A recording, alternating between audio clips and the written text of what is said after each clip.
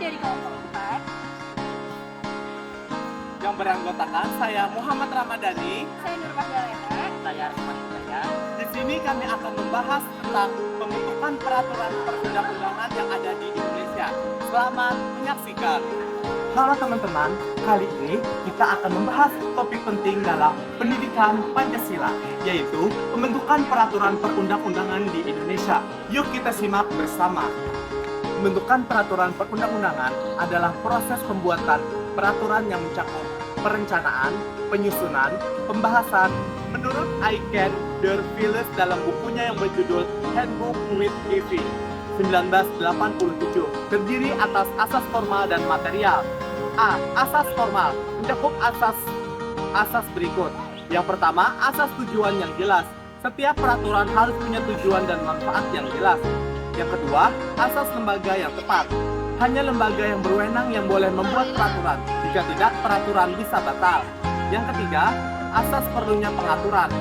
Peraturan dibuat bila memang diperlukan untuk menyelesaikan masalah pemerintahan. Yang keempat, asas dapat dilaksanakan.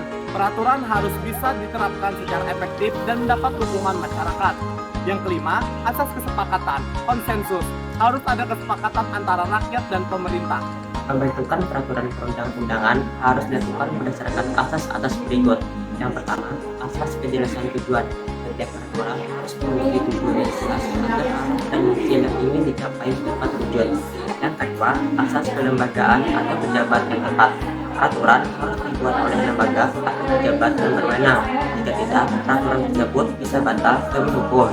Yang ketiga, asas kesesuaian. Isi peraturan harus sesuai dengan jenis, hierarki, dan materi muatannya agar tidak bertentangan dengan peraturan lainnya. Yang keempat, asas dapat dilaksanakan. Peraturan harus realistis dan bisa diterapkan secara efektif dalam masyarakat, baik secara filosofis, sosiologis, maupun yuridis. Yang kelima, asas kedaya gunaan dan kehasil gunaan.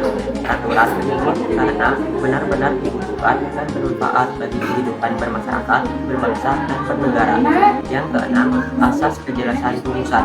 Rumusan peraturan harus jelas, sistematis, dan mudah dimengerti agar tidak menimbulkan tafsir ganda. Yang ketujuh, asas keterbukaan. Proses pembentukan peraturan harus transparan dan terbuka agar masyarakat dapat memberi masukan. Nah, adapun materi tentang perundang-undangan harus mencerminkan asas-asas. Jadi, asas-asas itu dibagi menjadi 10. Pertama, pengayoman.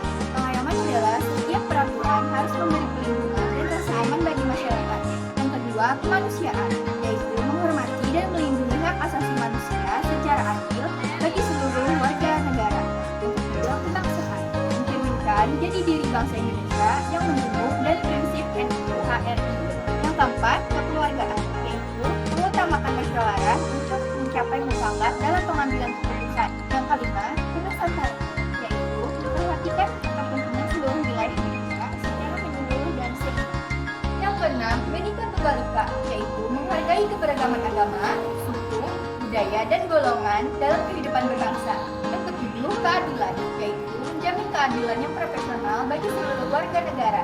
Yang kedelapan, kesamaan kedudukan, yaitu tidak boleh membeda-bedakan warga negara berdasarkan latar belakang apapun.